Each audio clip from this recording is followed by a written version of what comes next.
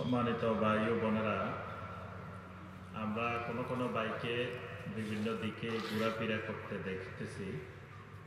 তো ওইদিকে ঘোরাফেরা না করে আশেপাশে না থেকে আমরা প্যান্ডেলের ভিতরে চলে আসি। এখানে এই জান্নাতের বাগানে কোরআনের মজলিসে বসার চেষ্টা করি। আল্লাহ পাক আমাদেরকে তৌফিক দান করুন। আমিন। ইন্নাল হামদালিল্লাহ নাহমাদুহু ওয়া নাস্তাঈনুহু ওয়া নাস্তাগফিরুহু ওয়া নাউযু বিল্লাহি মিন শুরুরি আনফুসিনা ওয়া মিন সাইয়্যিআতি আ'মালিনা। মান ইয়াহদিহিল্লাহু ফালা মুদিল্লা লাহু ওয়া মান ইউদ্লিল ফালা হাদিয়া লাহু।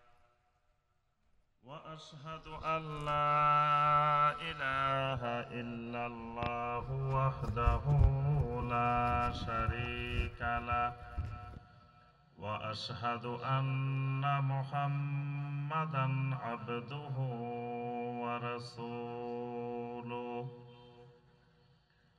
يا أيها الذين آمنوا اتقوا الله حق تقاته ولا تموتن إلا وأنتم مسلمون.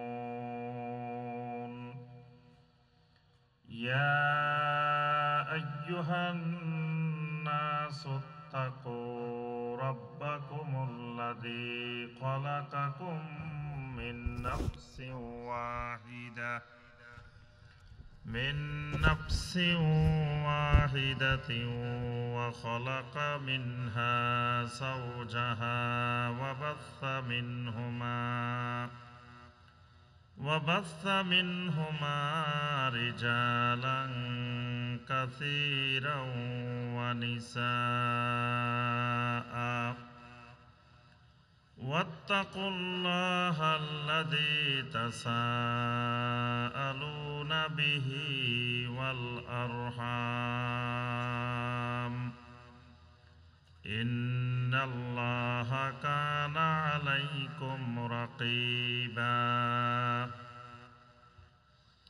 يا أيها الذين آمنوا اتقوا الله وقولوا قولا سديدا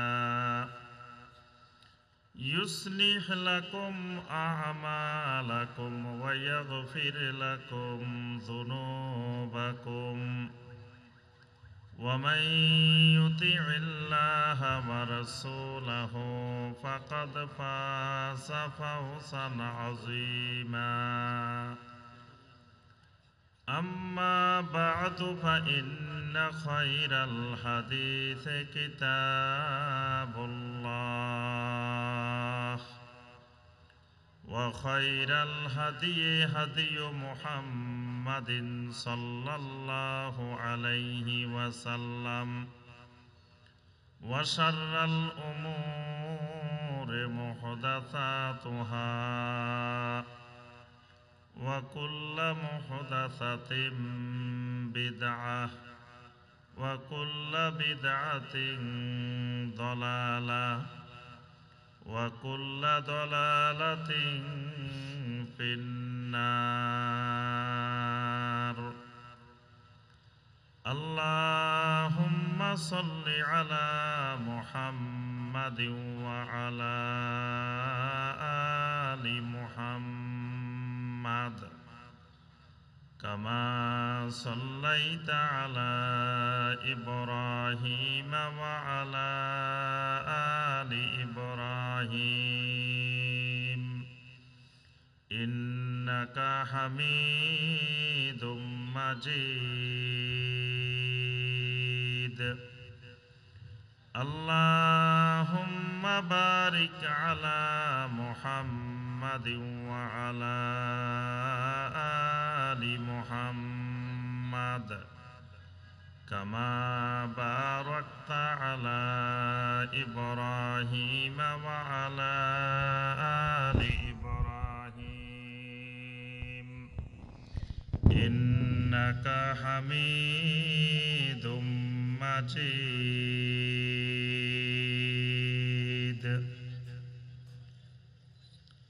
খুলনা মহানগরীর অন্তর্গত আমাদের সকলের অত্যন্ত প্রাণপ্রিয় দ্বীনি মার্কাজ সালাফি আকীদা এবং মানহাজের ভিত্তিতে প্রতিষ্ঠিত দ্বীনি প্রতিষ্ঠান ডাক্তার মোহাম্মদ ইদ্রিস মিয়া সালাফিয়া মাদ্রাসা খুলনার উদ্যোগে আয়োজিত আজকের এই ফজিলতময় বরকতময় ইসলামী সম্মেলনের সম্মানিত সভাপতি, সম্মানিত উলামায়ে কেরাম, আইম্মায়ে মাসাজিদ, মুরব্বিয়ানে আযম এবং আমার অত্যন্ত মহব্বতের স্নেহের যুবক কিশোর শিশু ভাইয়েরা এবং পর্দার আড়ালের আমার সম্মানিতা মা এবং বোনেরা,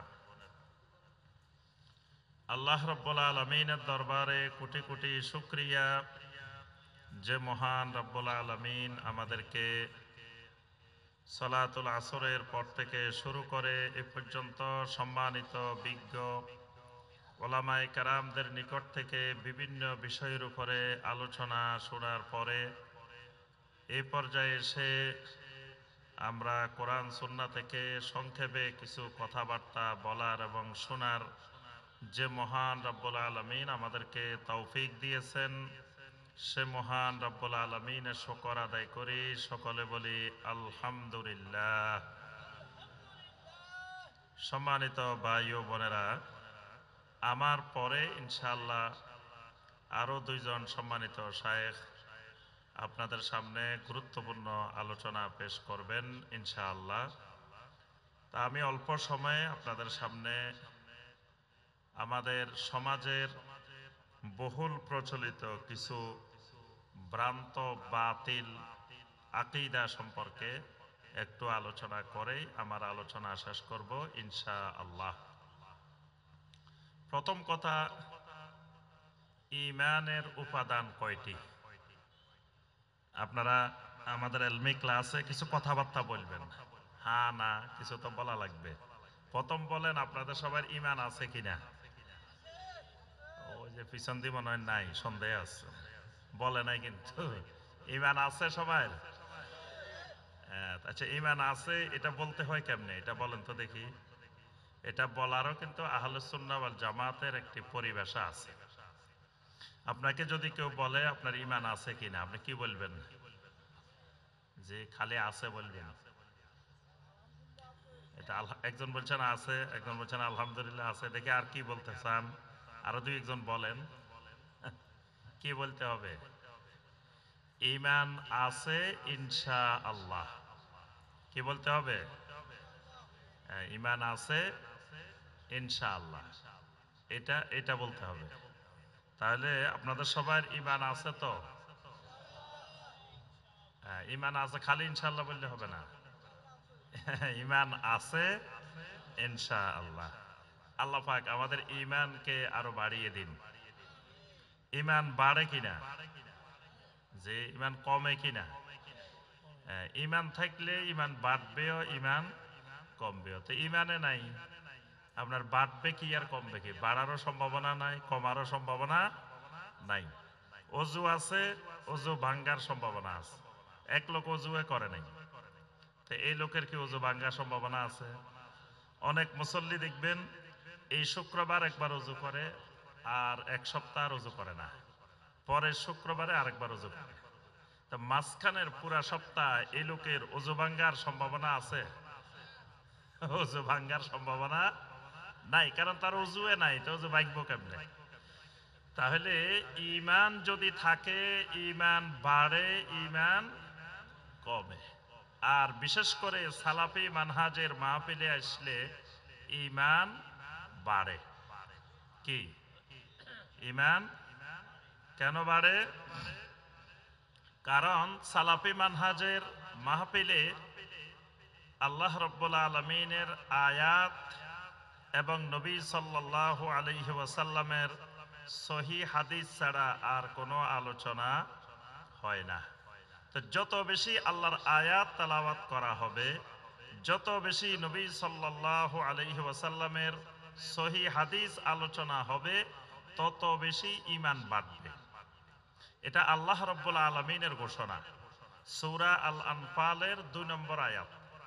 আল্লাহ রাব্বুল আলামিন বলেন, ইন্নামাল মুমিনুনা আল্লাযীনা ইযা যুকিরাল্লাহু ওয়াজিলাত কুলুবুহুম ওয়া ইযা তুলিয়াত আলাইহিম আয়াতুহু যাদাতুহুম ঈমানা।